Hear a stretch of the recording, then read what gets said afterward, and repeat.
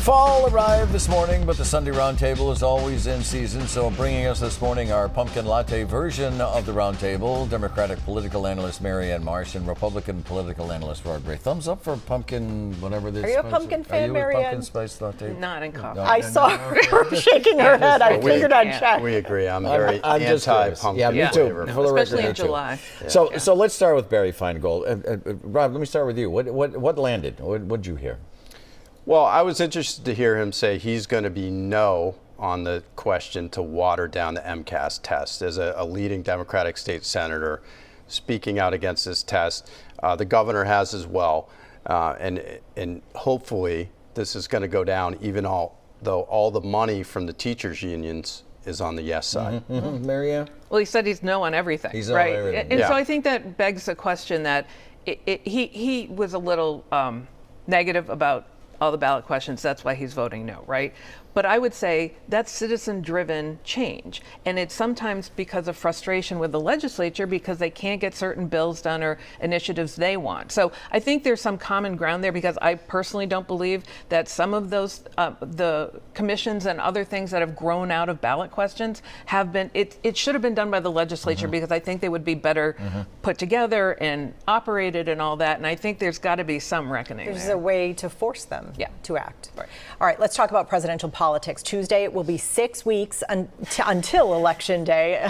I'm hearing sighs here. Now, polling shows Kamala Harris won the debate, but nationally, the race is still very tight. Donald Trump, J.D. Vance, they have doubled down on lies about Haitian immigrants eating pets in Springfield, Ohio. Oprah hitting the campaign trail with Harris in Michigan. Is anyone making progress here with undecided voters? Marianne? Well, Kamala Harris is consistently picking up points in all the polls. I mean, remember, national polls don't matter. 7 states, 200,000 voters are going to decide this. But in the states that matter, she's making progress. And Trump is either stalled or losing. So what you see is Kamala Harris is trying to grow her support, including with undecideds, black men in particular as well. He's trying to now reduce the number of electoral votes you need to win by trying to keep Georgia and the ballot, the electoral votes off the table, so it lowers that. And he's basically trying to cheat his way to a win. So there's a big difference there. And so if you look at the states that are left, Kamala Harris has a lot more options to 270, which it should be 270, and Donald Trump has fewer. What do you think, Rob? I mean, flip a red-blue coin. It could come up either way if you look at the predictive models in the battleground states. But I think Trump has wasted the last 6 weeks. I mean, he's really squandered defining Kamala Harris. He's done these crazy issues about, immigration and pets. Talk about the border on immigration. Talk about inflation. Talk about the state of the economy. Can he make progress on any undecided voters in his campaign? Well, so I think he can because 35% of voters haven't formed an opinion of Kamala Harris. So I think if he defines her on the Biden-Harris administration, which is very unpopular, defines her on her record, he has a chance. But he's so undisciplined that it hasn't happened yet. So, but let me ask you about the second assassination attempt against, pardon me, Donald Trump. With the threat of political violence is hanging over this election cycle, what has to happen to end this threat that sits there and doesn't go away? It's Donald Trump. We did not have this violence in politics until Donald Trump got into the race in 2015. And every day and every year since then, he has escalated it. So Donald Trump has to end it.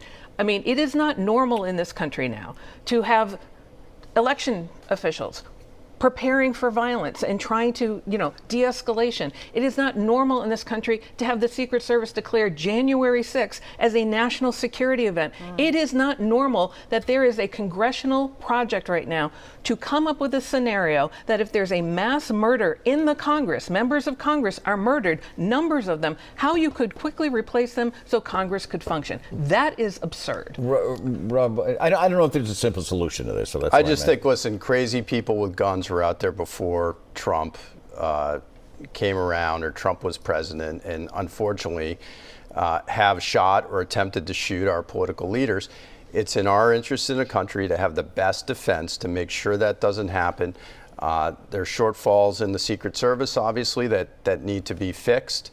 But we can't let these crazy people undermine our But democracy. do the candidates play a role here in the rhetoric they use, both candidates? I don't think so. I mean, go back to the 70s, go back to the 80s. There have been many assassination attempts, shooting up the congressional baseball game. Even go back to the 50s, a shooting in the House chamber in Commerce. We have never in had Congress. a candidate for president speak in such a violent way consistently for almost 10 years, and look at the results of it: demeaning people, asking for violence, telling his supporters to knock their heads So on the Trump's car, to beat 'em blame up. for people trying to shoot Trump? I don't think so.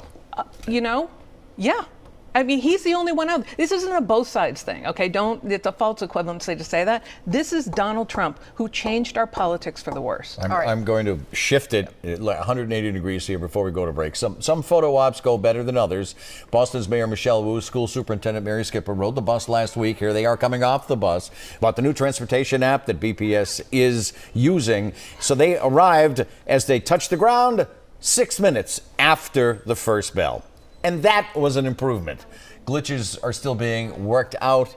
Maybe an A for effort, but Marianne, should they have waited until more kinks were worked out before they got on board? Well, you can only work it out by doing it, right? So credit to Michelle Wu for tackling the problem. I have no doubt she'll solve it. And she went back on the bus this past week and actually in real time showed people where they were, how long it took, and all that. So better than her predecessor. 6 minutes is still not great, but she'll solve it. Wasn't great, though. Wasn't great. No, but, good for her for trying. She's not better.